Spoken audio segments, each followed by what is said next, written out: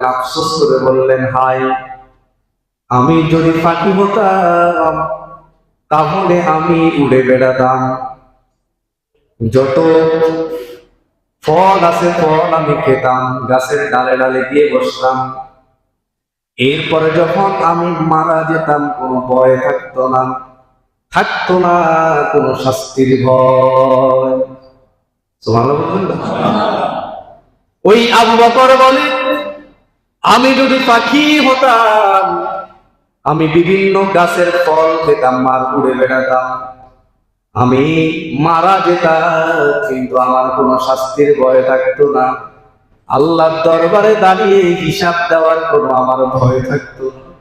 এটা কোনো সাধারণ সাহাবীর কথা নয়, তিনি হলেন জান্নাতের সার্টিফিকেট প্রাপ্ত সাহাবী। শুধু তাই না, তিনি কিছুক্ষণ থমকে গেলেন, এরপরে গাছের দিকে